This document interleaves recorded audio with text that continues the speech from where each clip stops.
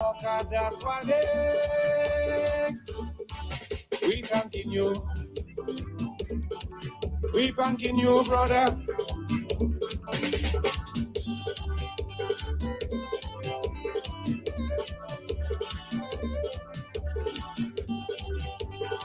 Trick. Acha lo moun biso pasa ki chale yo point we vi ici. Faut nous connaître voye yo akuma smakadas music. Gordon Henderson, Fitzroy Williams say yo. Vivian Wallace, Exact One Group of Chef Joe. Yo passé tous les voyages de musique nous. Mais attends jodi, jeunesse te qui la j'ai. Si pas te Wadix qui ka poussé. For all the wonders you done for us all, spreading the culture all over the world. For all the good things that you done for God, that's what it is. We thanking you. We thanking you, brother.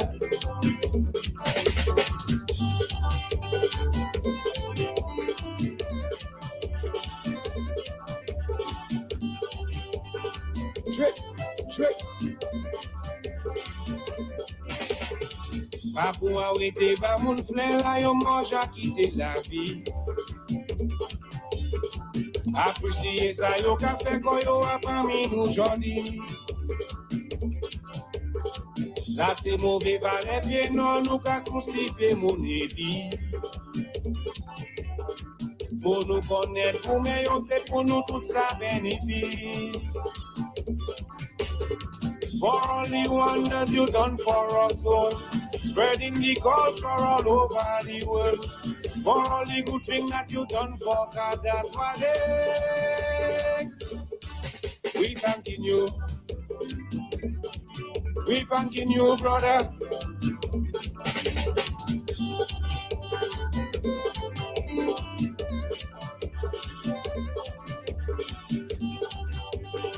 Trick.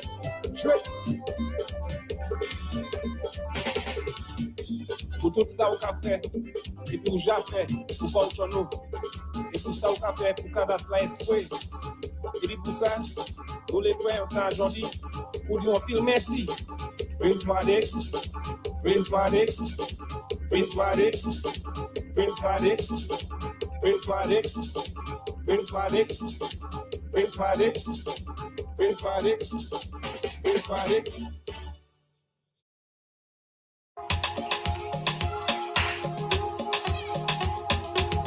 From humble beginnings to prominence, he has been a police officer for 39 years. A God-fearing, no-nonsense professional. Our Assistant Superintendent Claude Wicks will be our special guest on Creole Habit this Friday, March 24th on the big station QFM from 11 a.m. Sponsored by Digicel and hosted by Prince Wadix. And we'll also be live on the QFM Facebook page. Creole Habit uncovers the invasion of profanity in our communities, the degradation of women and sexual explicit content in today's music, the deterioration of moral and social values, the acceptance of mediocrity, the numb those days. ASP Claude Wicks, this Friday, March 24th, 11 a.m. on Q95 FM, the big station. Creole Habit, a front row seat into the culture of Dominica. Yes, I. Sakai Malad, Prince Wadix. Listen, good morning, Dominica. Good morning, Eastern Caribbean. Welcome to another Creole Heartbeat program. And it's a wonderful edition. It's another fantastic day that the good Lord has made. And He told us we should go out and rejoice and be glad in it. Donc, spécialement, je vous tout le monde, à toute la Dominique, aux Antilles, c'est un grand plaisir. Nous là avec Zo, Monsieur Creole Habit, the front row seat into the culture of Dominica. And this morning we have a very esteemed statesman in Dominica. He has been a police officer for 39 years. I normally see him in the morning. He told me he still can run 11 miles plus non-stop. Let's make him feel welcome. Proud Dominican and a God-fearing man. Good morning, ASP Wicks. Hi, good morning, Wadix. Bonjour tout le monde. Good morning to those in the diaspora community. It's always a pleasure to be here, and I want to also thank God for being here. I greet my dear wife Delia, my mom Nafuli, and relatives, friends, in-laws, including enemies. Okay, absolutely. We are live on our Facebook page. That's the Big Station Facebook page, and we're also powered by the number one telecommunications network, DG Cell, for the entire hour. We just want to remind our listeners and those of you viewing live on Facebook page that you could check out the major match madness promotion taking place at Asavans at 2 o'clock. Who is ASP Claude Wicks? Yes, well, my name simply is Claude Wicks. Even you can take off the rank for now, as I wrap myself in humility, and while I decrease, the Lord increases. Well, really, Claude Wicks is just a simple human being, living in the Commonwealth of Dominica, working in the Commonwealth of Dominica, have a passion and an undying love for the Lord, and have gone through the trenches of quote unquote hard times, rough times, as maybe from my mother's womb, to a certain part, if you like, or season in time. And simply, I can just see what the Lord has done and what He will continue to do. So basically, just very simple, raised in Le Pointe, between Massac and Maho, a very small community, with a mom, indeed, no father. As I speak to you, I don't have a clue who my father is. I've never seen him connect animals, human being. I have no clue. But that's irrelevant, to be honest. So mom was more than father. In fact, she had been mentally ill and many times institutionalized at the mental hospital. In those days, the mental hospital used to be at the prisons. That was a wing, the western wing, at the States prison where it is today. But of course, it has since been moved to the hospital, the mainstream hospital. So I understand what it is not to have a mother close by when she would have been institutionalized or admitted at the hospital due to mental issues, and going through the streets and rivers of abuse, of economic lack, all forms of abuse in shape, forms, and size. Think of a child 4.5, 5, 6, 7, 8, 9 years going through all of these. You can just imagine, and even today, I mean, when you look around, you hear so much about child abuse and so on. So it's not something that's isolated. Some of us perhaps had it even worse than others. And of course, I'd have a sister too. So basically, it was two of us who lived with relatives when she was out, and it was not always good time. We live by the bayside Wadix, Makonet, Osemun Mahoto. So, live by the bayside, very close to the sea, in a small wooden house, So time and time again, mom would be out of the hospital and back, and the struggle continued. Of course, the verbal abuse from all and sundry, basically, even the systems. Even at school, I was asked a question like that 2 weeks ago, where the bullying has always been there. So you would hear things like from fall, mama, your mother mental, or you would be marginalized. You would not, your friends, your peers would not want to, basically play with you. So you're on the lower round of the ladder, if you like. Now, as a young child, for 5, 6, 7, 8, 9 years, you're not realizing it, until as you start to mature and progress and get a little bit brighter. But I've always said, Wadix, God had always had and still has His hand upon my life. No matter what the situation is, He always looks for His own. He is a God of the oppressed. He always looks for those. Indeed, for everyone, but more so those who are poor, those who are taken advantage of, even when the system does not accept you, even when around you, your peers, your own family. And what is good about it, and now I can say that even if your mother or father forsakes you, but the Lord will stick closer than a brother. Absolutely. And August this year will give you 40 years. Yes. As a police officer. Give us some of the highs and the lows of being a police officer. I mean, 4 decades, it's your man's service to country. I mean, as a real professional. Yes, of course. Incidentally, I got an official document reminding me that it's almost time to leave. The words were kind.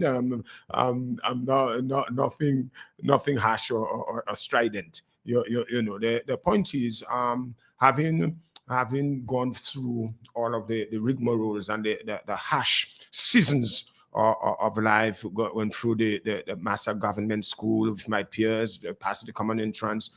But I must hasten to tell you, and I've always said so, and I say so unashamedly, that most of us from government, I'm a welfare child. I grew up in the bowels of the welfare system because, as I told you in the genesis of our discussion, that indeed, Mom having been at the mental hospital time and time again, we're talking about the late 60s into the 70s. Indeed, the welfare kicking, and I was only able to go to the Dominica Grammar School because of the welfare system, quote unquote, the government system at the time. Obviously, doing your means test, no unusual or extraordinary influence. If you're poor, you are poor, and the state comes in, of course, by its agent to with the welfare division under the aegis of people like Mrs. Ramona Blanc, who is now deceased, and Mr. John Baptiste, and so forth, these people. So it happened that, again, I told you about God's hand. When I passed the common entrance, I remember my mother looked at me and said, well, I cannot send you to school. Like perhaps many parents in those times who were going through the rough times. But it was Mr. John Baptiste and the team when they came and they said, you know, naturally your son is already registered at the grammar schools. So obviously the list would have come off and my name featuring. So they registered me at the Dominica Grammar School. So it wasn't my mom, of course, with the mental issues. Neither was it I or anybody else, but the welfare system. So I went to the grammar school, and in there too, as I introduced myself into the force, there too was hard because again, in and out, not having the amenities, not having the necessities of life, the struggle, the large sea that, you know, around Maho was my bathroom. But the good thing I knew about the sea and the bathroom, which I still like, is that the Wasco couldn't put meter on that. 1 and 2 used to be done by the bay. By the bay side. And then, of course, that was, of course, the laboratory facilities, etc., etc. You know. Like, I don't know about toilet paper, but whatever it is. So you had to struggle. You had to wake up early to do your point de jour. So the guys come for 45 o'clock, mark you over, bala, whatever it is. You had to pull for it to get a little low. The low wasn't so heavy, but at least you get something. You clean it right by the way. You had to compete with mowing for mowing not to. In that, you know, so they struggle, the real rough times. But many times, of course, going to school, not with proper nutrition, obviously, the struggle, sometimes a little black green tea. And in those days, you had hipney bread and penny bread. The youngsters don't know that, or a comrade in the station doesn't know that. But you had hipney bread, penny bread. And hipney would be a 1 cent. One side. The 1 cent. 1 cent. And then penny would be 2 cents. So hipney bread, 2 bread. So the penny bread with 2 stick together. And then the Pecasse. But the good thing about it, if you get it hot and you pass a cooking butter with it, you know, that's good. No, that's not the cooking butter they have there. No. Mellow, I mean, it was mellow cream. Yeah, man, you had a butter that was pink. That was a deep pink or whatever. When you put that making a noise, man. On noise. And especially if you get that hot. Hot, man, comrade, man. You know, so at the end of the day, you know, many times, but one of the saddest moments at the grammar school, obviously, is in those days, I do not know how it is, school fees had to be paid, and when you could not pay the school fees, that was a problem. And the system, put your name on the board. Now that's humiliating. If we're talking about abuse and child abuse, and we talk so much about education for children, household education. And I remember going, making my impassioned plea to the principal at the time, and he would not take me in, get out, you have not paid, even as I speak to you. And I would go and bum ride, walk, run, walk, truck. In those days, your dad had a 1-ton truck, and so forth. So perhaps that all that accounts for my general fitness today. So you had to run hop truck, battery truck, you know. Because you didn't have the money to No pay. man, it's survival. You know. So Battery. yeah man. So my You know, it's mom battery. yeah man. A nice word for it is disembark. Yes, you yes, know, that's a good yes. English word. But you don't forget this Creole habit. Yes, So yes, when you yes. stick Look to at you know.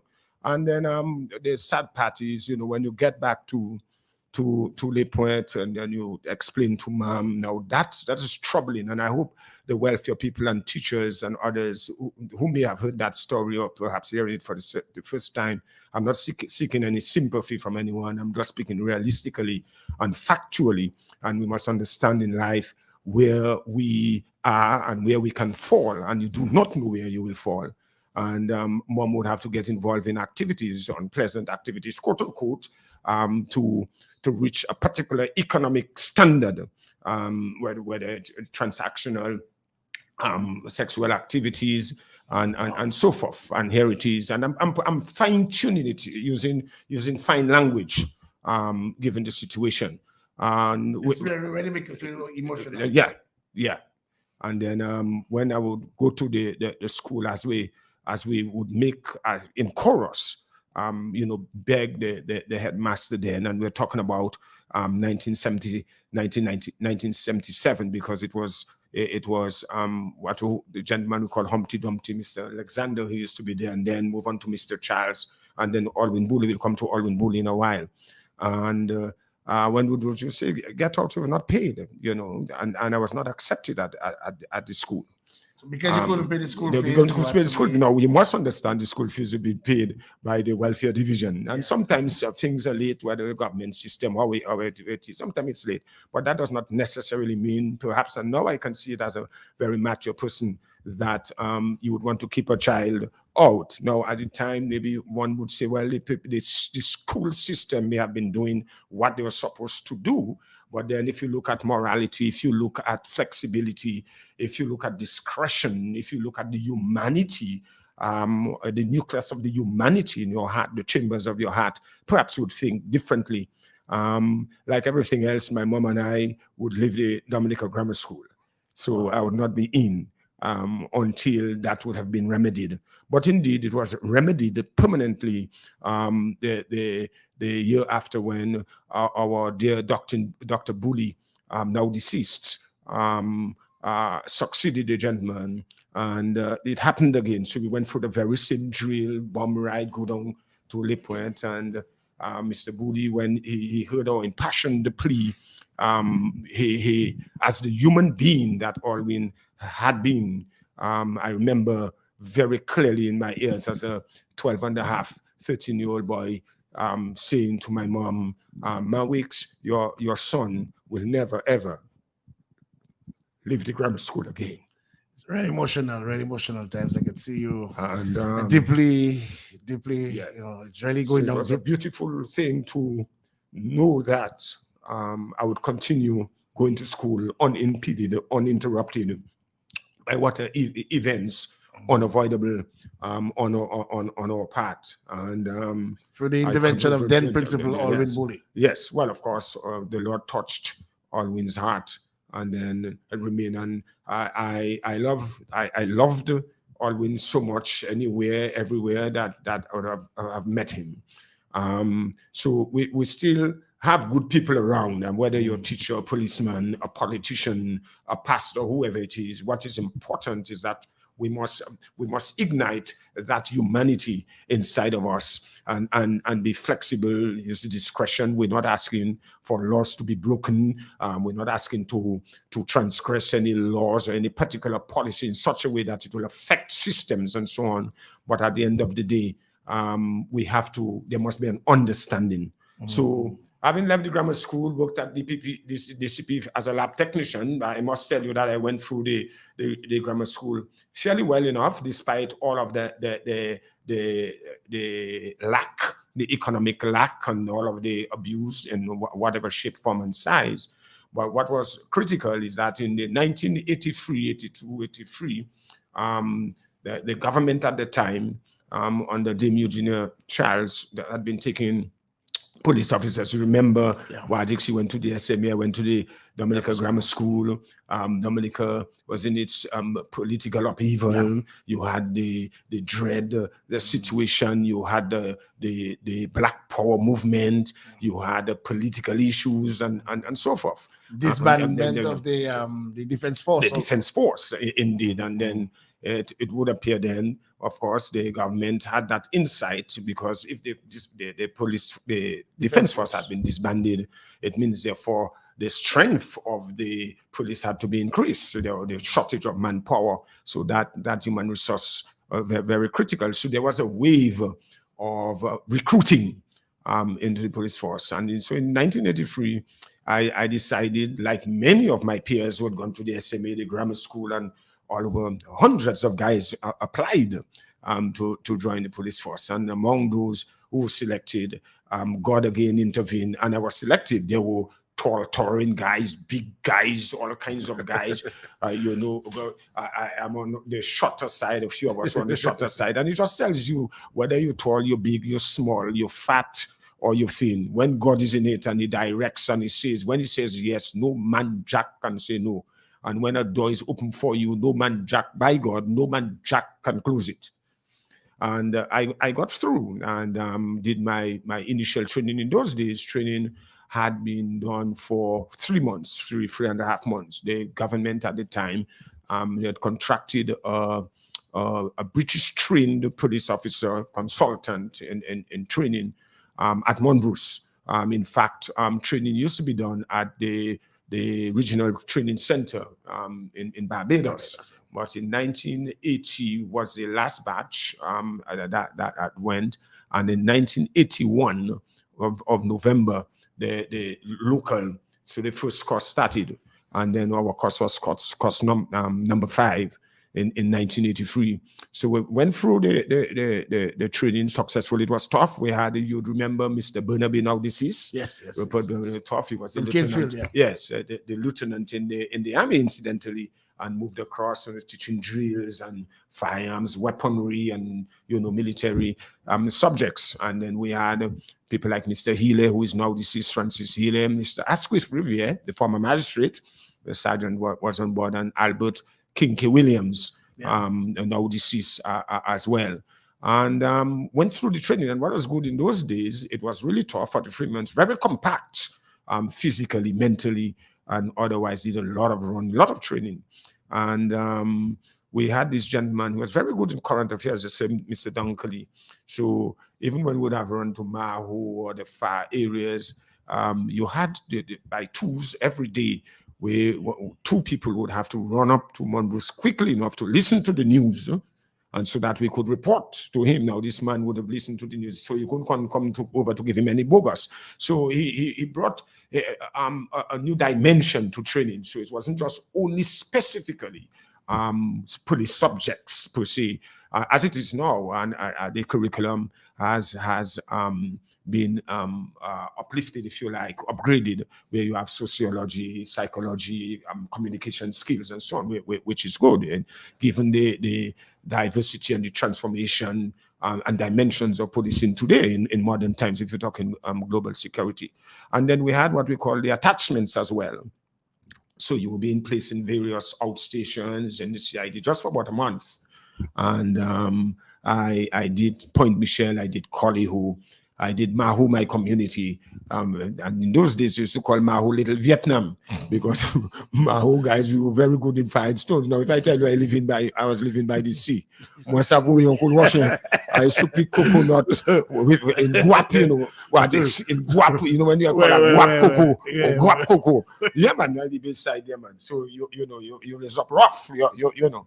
And then from Mahu, I remember Mr. Blanchard being our chief, and then Mr. Healy, who, as I said, who is now deceased, was the second in command of the CID. Mr. Daru, Simon Daru, one of the leading and best detectives this country has ever seen, at least during the era that have been. Also former commissioner. Former commissioner, Mr. Simon Daru. And he came and the gentleman told Mr. Lloyd, you would remember Joel Lloyd, inspector, who has passed as well. And he said, well, I come to pick up Constable Weeks, was it Mao in my community. And Mr. Lloyd said, but that's one of my better guys. So we're in it. And Mr. Lloyd, Mr. Healy used to have a bebop. In those days, bebop used to rain. That was like a sword, you know. Yes. And this man had some kind of features, facial features. When he looked at you, that spoke louder than words. And then I was taken to the CID to join the CID with people like Mr. Alfred Alpi, Duke Severin. The young guys were people like the National Security Minister, Mr. Rayburn Blackmore. Young guys, man, who understudying these people. You must have heard of people like George Cook. Of course. Irish. These people were corporals then, but we were young boys coming up, well disciplined, no doubt about it.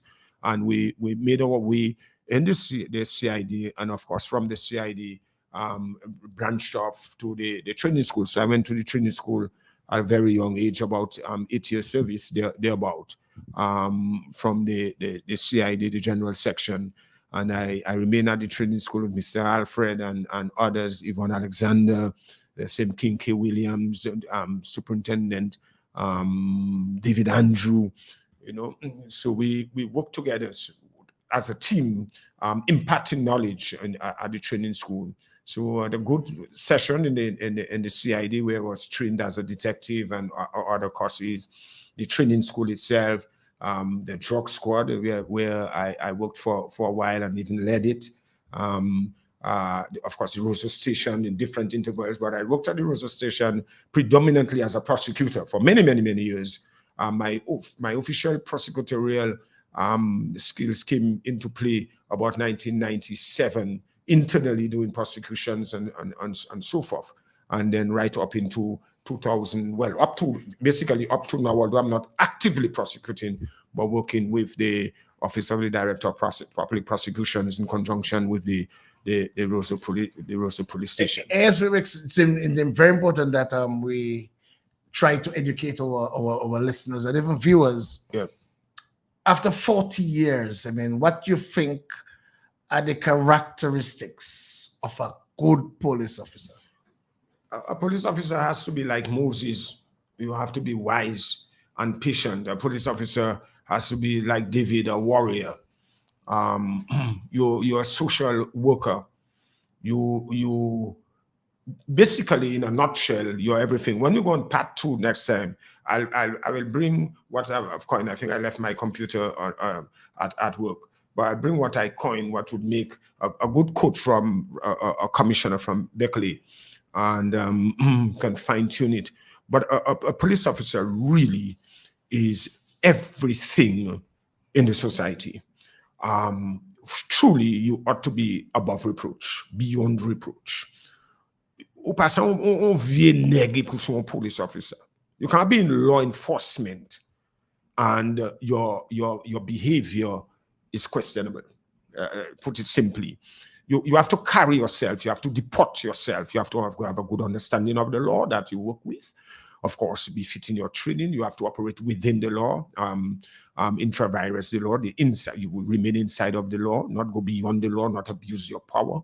You've got to have respect. So while you will have VNEG, and for a matter of fact, the people who engage in criminality will always be in the minority. So if we have 70,000 people in Dominica, we cannot say we have any kind of established gangs in the Commonwealth of Dominica. When people talk about gangs, I always say it's little boys, raucous behavior, behaving dewiggly and say they gangs. Maybe smoke a little white powder, their head to be shade, drink tool rum, and say they in gang in you're a little group, they wiggly little group. But organized gangs, if you talk about organized gangs in some jurisdictions, they can bring down a state, they can bring down institutions, they can bring down structures. So the policeman has to have a good understanding of the law that he works with. He has to have an understanding of his surroundings, of his environment, and he must also have an understanding of what the mnemonic pestle, the political environment, the economic environment, the social environment. We have a lot of technology now, the technological environment. You understand the legal environment. So you have to understand all of these limbs as a police officer. You must be well-rounded. I would advise any police officer, as about 7 of us about to leave in the last quarter of this year, senior men are supposed to be leaving the police force on pre-retirement, that they really should try to follow good models in the police. We have great policemen and women. Like every institution, you have the good and the bad. You have the highs and the lows. So what I would like to see, though, apart from what I said, we must be well-rounded, and next week, God willing, I will give you a nice definition. What I would like to see is that our people would get a bit closer. A lot of work has been done to bridging the gap between the police and the public. You remember I told you in the 70s, and you remember that there was that chasm, that wide gap between the police, and a lot of work had been done. Of course, I know eventually we'll talk about community policing and so on. It's about getting into the heart, I like to put it that way, to feel the pulse of the people. And you have to intermingle with them. You have to speak with them. And that is where the V-neck, or not, let me give you an example. One time, as I dressed in that Mabuya clothes there, my thing there, I go on River Street. So I sit on River Street on the block, some fellas there who have wrapped up, who have dreadlocks, who in all kind of way. And 2 good lawyer friends of mine, Mr. Wicks, what happened? I say, cool man, comrade. What are you doing there? How is that you there? Yeah. You understand? But then too, a good police officer should intermingle. You have to intermingle. You don't compromise your situation. You don't compromise your job. You don't compromise your position. But it was so refreshing. And I tell you, Wadix, I go in speakeasy. I go in church. I preach in church. I go all about. I go in room shop. I go in garden. I go all about. I go on the sea. It's by this Bay Area Resort. I can dive. I do 20. I do deep sea. So I have walked the walk. So when I try to put myself inside of the guys, and when I remember where I came from, it's quite fitting. So I would tell them, or even in the cells when they come, whether it's a burglary they commit, whether it's a minor offense or an indictable offense, and then of course the due process is being done. But I would tell them, listen, I could be like you. You have potential. There's no need for you to do that. I know the struggle is on. You may be poor, and poverty is not a gateway for anyone to commit crime. A lot of people say, oh, well, poverty might just be a limb that there might be the affinity to slant towards committing crime. But it does not say that you should commit crime, because it's not only poor people committing crime. There are those who are rich and color tie committing crime too. Speaking of rich, preferential treatment as a police officer, you work for the state. Yeah. So everyone should be treated equal. But of course, everyone should be treated fairly, equitably. You've got to understand. That's why a police officer is supposed to be a good listener and not be judgmental. You've got to listen. Of course, you've got guys who behave so erratically, they really act on your nerve because you're only a human being.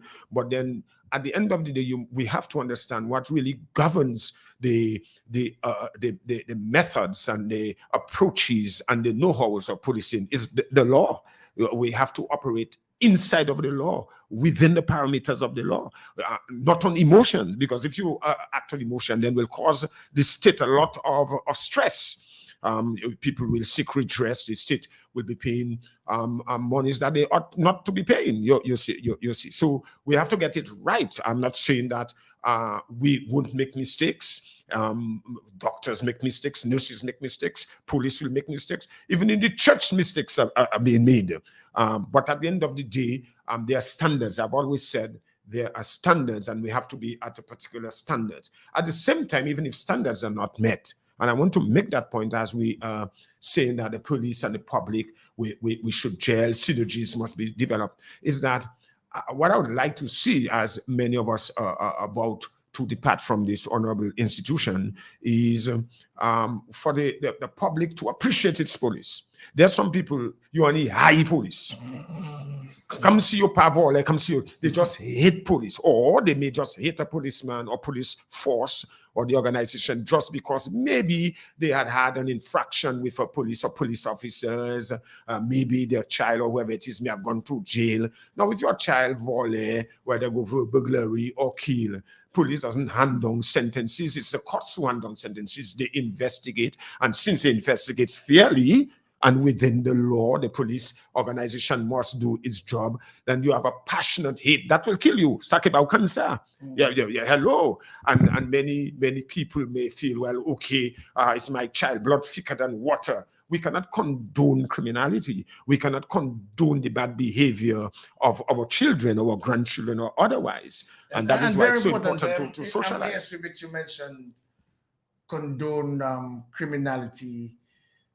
Sometimes we as a people, especially from the lesser, or let's say the lower bracket, sometimes feel that level of victimization where when they would do something, the police would be after them and would do whatever they have to do to confiscate whatever, or to make sure that they are present.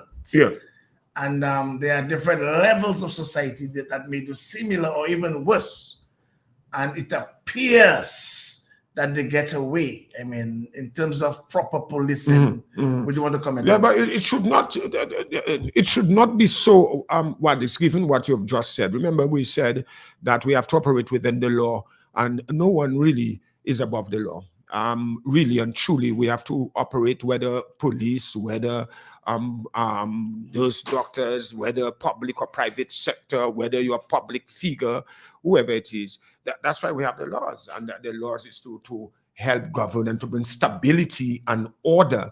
And it must be seen that justice is done in the way that the law dictates that it should be done. Interestingly, is who carry out the justice. If I take you to the book of Ecclesiastes, even the psalmist, it says, even in the courtroom or the halls of the court, sometimes you will not realize justice. So even God himself, so that just tells you the only perfect being really and truly is God. And that is why the people like us as police, as judge, as magistrate, those who are in authority, we have to seek the intervention of God, the power of his Holy Spirit to help us to do it right. You understand? And indeed, we are all fellow men in the Commonwealth of Dominica, man, woman, child, and of course, visitors or those who are foreign on our land. We have to conform to and comply, of course, with the laws of the land, and it must be executed fairly and equitably. Now, when it's not done so, let's assume that it's not being done so, whether regularly or irregularly. And you made the point, then some will, that in itself can bring chaos in the society, because I've heard say, but we are doing that and that one not doing that. It's just like, let me put it simply, we are comrades, we have our children. Anytime you start to show a particular bias to one child is doing badly, behaving in a deviant way, the other one also behaves in a deviant way, but you should do darling, sweetie, honey, and and the other one you throwing blows on that. You're going to have problem in the household even when they grow up. So that has to be remedied, and that is why the law has to be followed as much as possible as it dictates, so that at least when justice is executed, even when it is executed fairly, you will still get complaints. Don't forget that, because you're dealing with human beings. But my advice is, do it right anyway. Comment vous avez dit, et puis ça qui est situation comme si vous étiez aussi en police pour combien d'années? Plus passé presque 40 années aussi en police. Et puis quand on police, là vous regardez situation politique à Dominique, parce que c'est gourmet, c'est gouvernement, c'est opposition, c'est pas qu'on attend l'autre. Là où t'es freedom et puis t'es les pas moun te ka faire affaire yo, et puis après ça tout le monde ensemble. Après ça moun ka gourmet, moun ka faire pile. Ça qui position police à situation politique. Eh bien, police, changer politique tout partout à la terre. Et puis à Dominique. comme si ou si en police, là où si en police, ou ni constitutionnel, il dit ou ni doit suivre n'importe parti politique. N'importe. Mais bien, c'est, moi, j'ai toujours dit ça, ou pas ni pour mélanger et puis travailler où. C'est ça qui mauvais bien. On est pour séparer travail. Ouais, on est pour séparer travail et puis politique. Puis, si on bouge, on police dit, il va suivre, on nous dit papi. Ouais, ou pas ça des pistes, ou qu'à suivre papi, ou pas qu'à travailler, pistes, libre en power. Ouais. So, on est pour faire travail, ou doit être loi là, ou pas ni pour mélanger corps en politique, là où on dit dans fort. Comme si c'est nurse, comme si c'est docteur, on est pour en fait travail, ou dit, on prend off, ou dit, ouvrir en police, faire travail ou comme police ou pas un politicien ou pas ça en police et puis un politicien ça ou qui tape comme un débat. Nous passons loin ce jour là pour mon taper anti pour mon filmer anti zep. Là où regarde situation là il a fait à présent. Est-ce que vous satisfait manière là il a passé parce que on parler de carnaval. On suivre carnaval mais pas suivre on a travaillé pour carnaval. Et à ban là même, on a tout petit mamay, tout petit légion, ni petit zebio qui a filmé zeb, on a passé en ville là, tout quoi, on passé tout bloc, qui a filmé zeb. Est-ce qu'il est supposé comme ça, là nous avons gardé loi là pour cannabis pour marijuana? Loi pas jamais dit moun ça filmé à public. Il pas jamais dit ça. Quand on dit tout le monde qui a filmé ou qui a fait marijuana en bousaille, bousaille, fat man, gros man, yo tellement long, hélicoptère ça landale yo. Long yo long comme ça. Loi pas jamais dit pour nous filmer marijuana en public. Loi dit ou ça ni 28 grammes. Ça c'est ça, loi dit 28 grams. In other words, a little bit. Et puis dit, on est pour filmer en disant caillou, a privacy, pas à public. So, ou qu'avec maçon, boukaf carpenter, tout le monde, bouka conduit voiture, conduit motorbike, tout. Ça, loi pas qu'à dire ça. Et nous connaissons loi pas qu'à dire ça. Nous connaissons ça.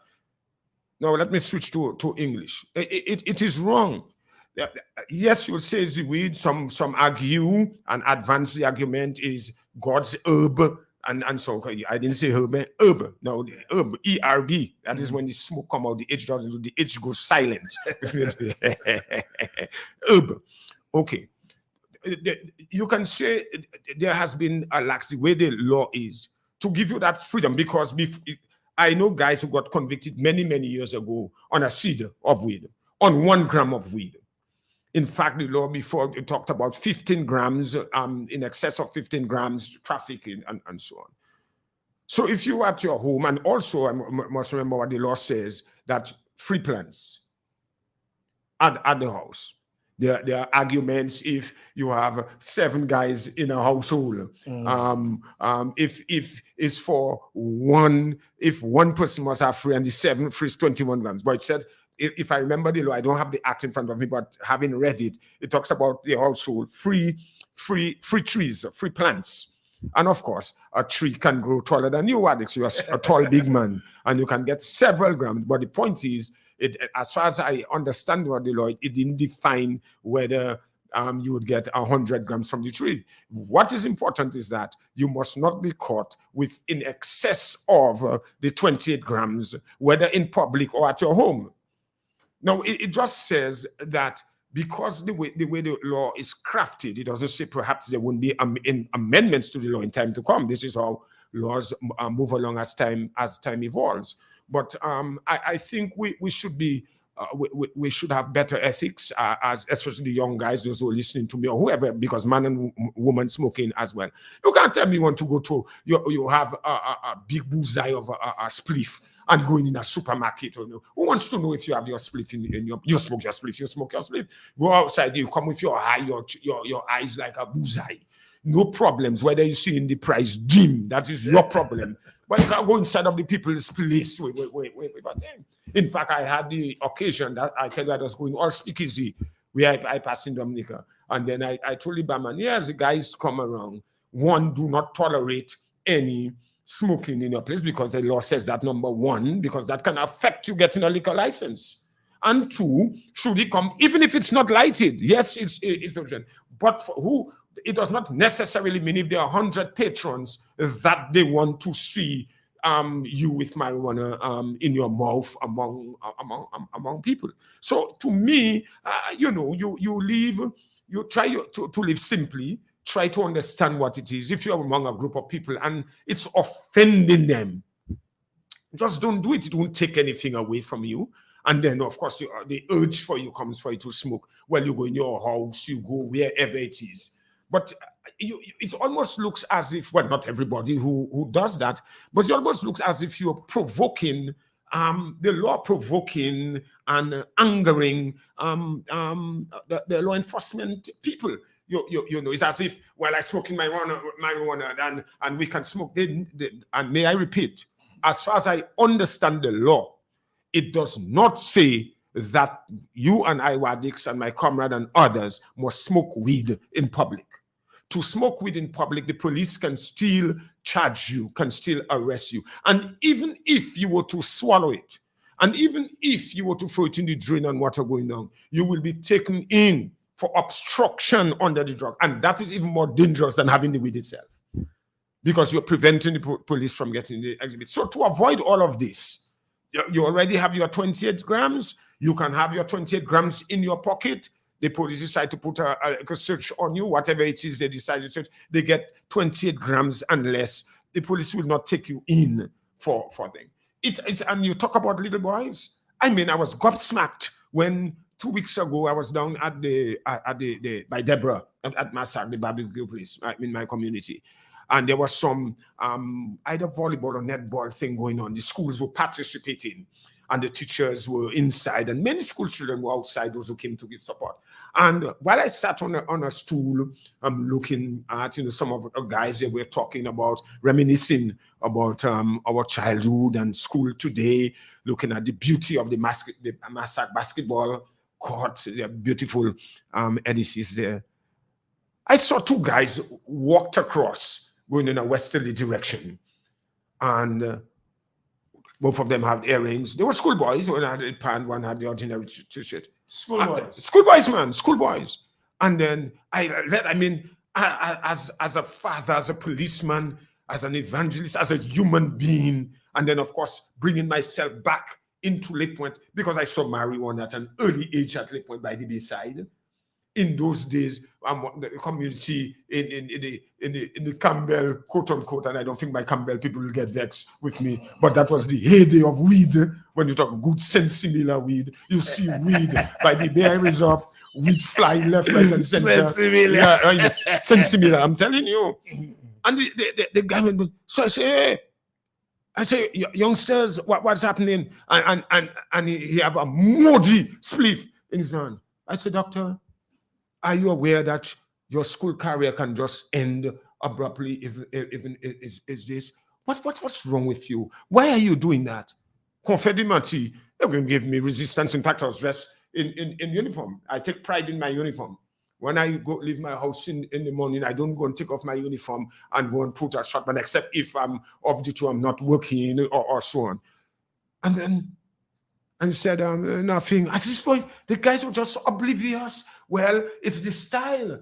No, that is why we have to be very careful, Wadix, as adults.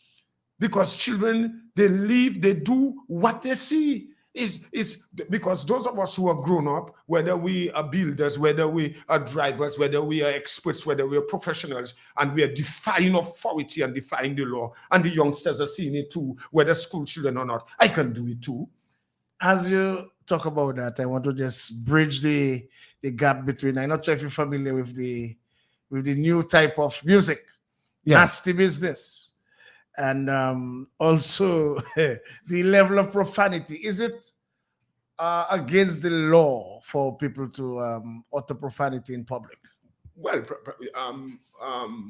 the Small Charges Act has provisions where insulting language, talk about indecent language. There was some appeal many years ago in Section 8A of the Small Charges Act and so forth. If you're talking about music, and there was No, well, besides that, profanity seems to be a norm now. It's like any little child, you ask a question, or if oh, a you try to, motem man. Let's break that down simply. The expletives man. A motem man. You're talking about motem yeah, man. motem. Oh, no, man. That prefix is what any statement, especially our young people, have to say. You must have a four-letter word or something before. In other words, that's the preamble to their answer to you. To make a statement is to give you a good sound motem and even tell you about your grandmother who has died many years ago. I mean, let us look at it from the moral aspect. Even when we were grown up and when we were socialized, maybe, well, we're talking about abuse. Your mouth maybe will turn on the other side if you attempted to curse. yes, We make first communion. You had to be clean. You had to be holy.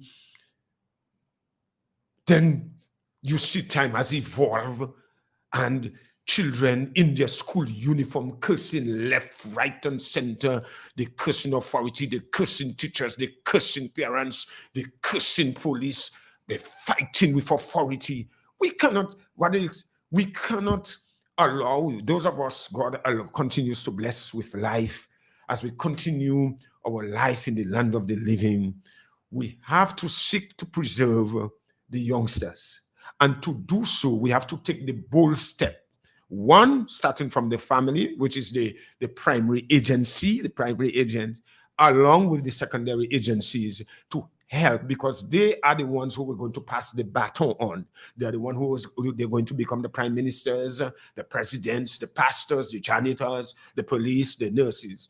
In other words, if we don't do that, and given where we are today in 2023, and let's look at a decade again, and if we don't seek to put measures and to arrest this particular situation, whether child abuse, whether domestic abuse, whether the same drugs that we are talking about, and other forms of criminality and deviant behavior. And the deviance is not only particularly for children, because I made the point, and you agreed, that the way we to behave, because we slander and calumniate people in public, on the radio, on the airwaves as adults. Those of us professionally speaking and otherwise, we damage and assassinate and besmirch people's character. And the youngsters are hearing it and they think that it's just a part of life. It's a way of life. It's the norm. That's the best way that I can get at you. Nobody is seeking to address conflicts in an amicable way. The management of our anger. Everybody is vile as if it's, and these are general statements, as if it's barbed wire we eating before we touch somebody's tools. I mean, in the workplace, if something is not done right, we don't take time, because at the end of the day, we are not perfect. It's a two-way street. And then we've got to edify and lift up each other. Indeed, of course, where there are infractions, where there are issues, it has to be addressed, because that's why, for example, in the police force, you have a code of discipline. I'm sure the private sector people have their code of discipline. The politician would have their code of discipline.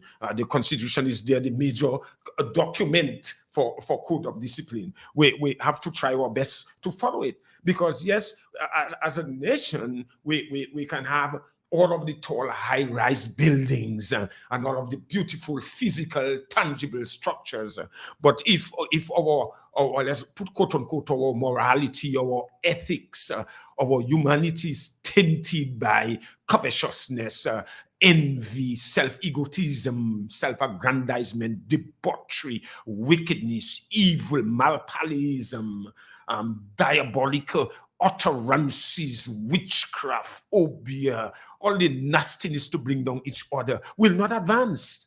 It will not advance, because tall high-rise building will not advance you. It appears nice from the physical, but really, in my opinion, development is from the heart, the chambers of the heart, and that comes with and been wrapped beautifully with love, with understanding, with kindness, with compassion, with grace.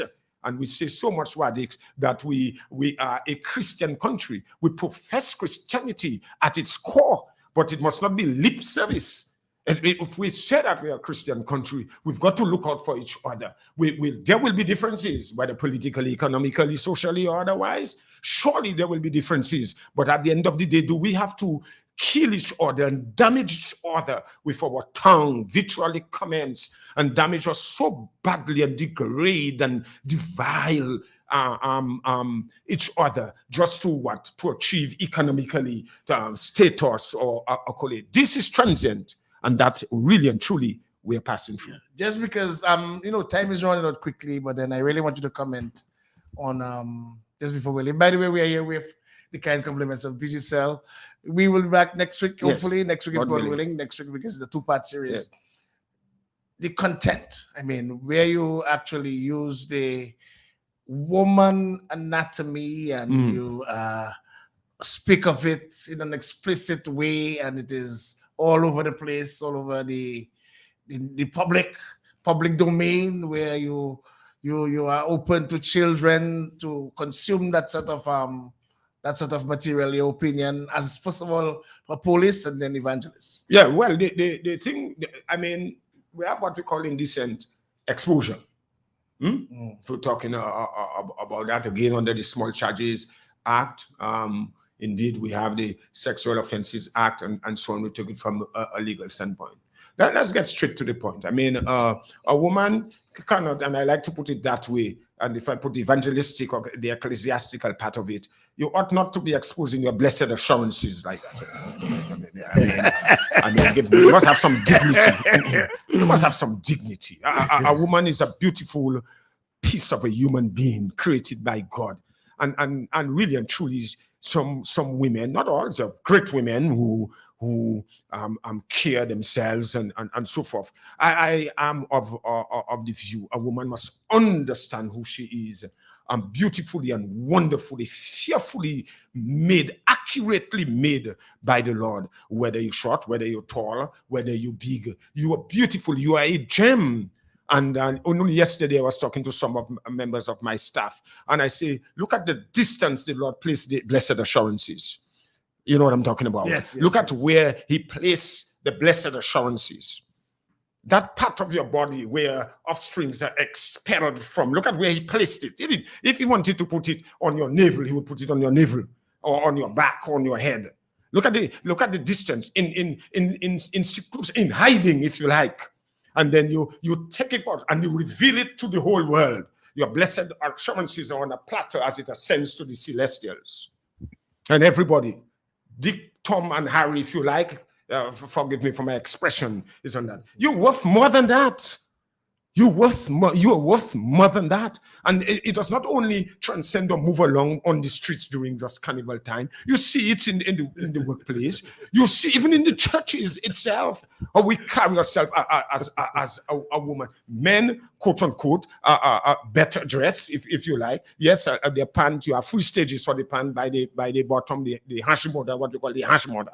Hash border. And then you are by the knee and lower down on the ankle. But woman must carry a cover. And now we'll say, as man, now we like to see that. Well, that will give you problems in the future if you continue to like to say it that way. We will continue part 2 from there. ASP Mix. I really want to thank you. You already flew past real quickly. And I'm really, really, really happy with the frankness and openness of the discourse. I think we should encourage that sort of level of discourse, not only as a social ill, but also from the police side, I think, the law side, because it's important that if you want the community to be part of the community policing and to help the police, I think the police should at least play a more educational role in society. and look at our values, our degradation. I mean, I really want us to go in depth. Yeah, in next that. week, God willing, Next we week, can God look willing. at Once that again, just more want in to thank you depth. for your time. Yeah, we'll And, look more in depth. Wadix, is always a pleasure to speak with you. I did a lot of public relations with you and the others, Curtis, and the media. All that was a season as well. Did my best by the help of God, and I'll continue even after I and the others who are to leave later down this year, God willing. Whether in this jurisdiction or outside of the jurisdiction, because Dominica is a wonderful piece of land that God has given to us, and we must not squander it. I think we must get love, in God's love that is in the center of our lives, and I'm sure that we'll continue to see light at the end of the tunnel in this country. Also, one of the last questions I want you to ponder on for next week is: do you feel after 40 years you were a victim of the system? But Yeah, we'll talk about that next week. We'll talk about that. ASP Wicks, hard driving, no nonsense, a professional, will be our guest next week, if God willing, on another Creole Heartbeat program. We just want to thank Digicel, our major sponsor, DJ Slim, Mr. G. Kimberly, and the entire Big Session family. Until next week, Prince Wadix, may God bless you. Enjoy the best of the rest of the weekend. Thank you very much.